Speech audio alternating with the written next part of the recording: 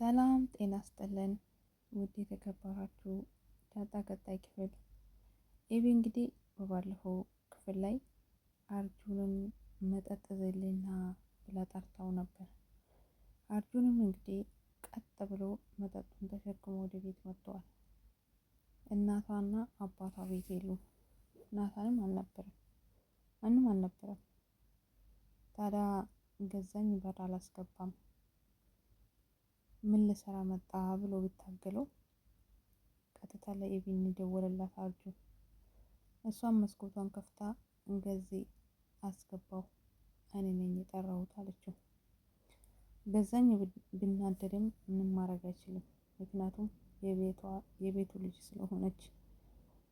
እናም ገባ፣ መጠጡንም መጠጣት ጀመረች። እንግዲህ አንድ ሰው መጠጥ ከጠጣ ሳይሰክር አይቀርም። አቤል ግን ብትሰክርም ሙሉ የሳተች አትመስልም። እናም አርጁን ሳያት እሱን የወደደችው ፍቅሩን የተቀበለችው መስሎታል ይመስለኛል። አይኗን እያየ እሷ ውስጧን የጎዳ ነገሮች ስለ አባቷ ስለ እናቷ ስታስብ ያ ነገር ከመጠጡ ጋር ተቀላቅሎ ያስቃት ነበር። አርጁን ታዲያ ይሄ ሁሉ ችግር ስለማያውቅ እሱን የወደደችው ወይም ደግሞ ፍቅሩን የተቀበለችው መስሎታል። እናም ታዲያ ኤቢዬ ወደሽኛል እንዴ እንተኛው ወይ ማለት ጠየቃት። እሷም እንዳለባረረ ወይንም ደግሞ እዚሁ እጄ ላይ ትሞታለህ አርፌ ተቀመጥ በማለት መጠጧን ቀጥላለች። ታዲያ ከትንሽ ጊዜ ቆይታ በኋላ ናታን ከውጭ መጣ። ገዛኝም ፈጥኖ ናታን አርጁን ቤት ገብቷል፣ ሂድና አስወጣው፣ መጠጥ ዞን የገባ ማለት ነግሮታል።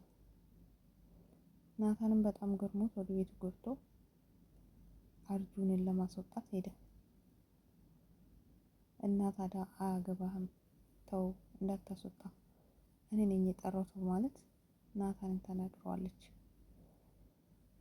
እናም ታዲያ ናታን ቶሎ ናውጣ ብሎ አርጁንን ከቤት አስወጥቶታል። እናም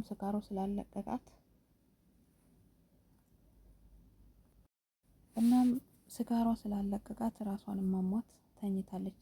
ኤቢ ግን መጨረሻ ላይ ያየሁት ነገር እውነት ነው ወይስ ኤቢ ህልም እያየች ነው እያልኩ ነው።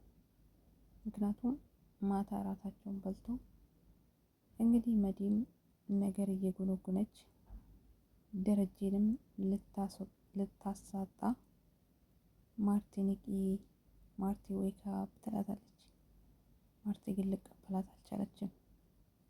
እናም ታዲያ የደረጀ ቢሮ ድረስ በመሄድም ስለጠጣ ታወራለች፣ ስለ ሰላም ታወራለች። ሰላም ከማን እንደወለደች እንዲሁም ደግሞ ማርታ ልታስመረምር እንደሆነ ደረጃ አጠገብ ቁጭ ብላ ታወራለች። ደረጀ ግን ምን አለበት ለማርቲ ተናግሮ ቢገላገል፣ እንደው ከውጭ ከምትሰማ ከሌላ ሰው ከምትሰማ ከራሷ አንደበት ብትሰማ ለምን ይሄን ማድረግ እንደቻለ ብቻ ከመጀመሪያው ጀምሮ ቢያስረዳት ጥሩ ነበር። እናም ታዲያ ኤቢ በመጠጥ ውስጥ ሆና ህልም እያየች ይመስለኛል። ወይ ህልም ይሁን ወይ ደግሞ በስተመጨረሻ መጣ አባቷን አንተ ውሸታም ነህ፣ ካጂ ነህ፣ ዳጣን የወለድክ ከሰላም ነው፣ ሰላም አሁን የወለደችው ልጅ ያንተ ነው፣ እናቴ ከሱ ጋር ተኝ፣ አንተም አባት ብዬ አልጠራም፣ ውጣልኝ በማለት እንግዲህ ህልም ይሁን እውን ይሁን ቀጣይ አብረን የምናይ ይሆናል።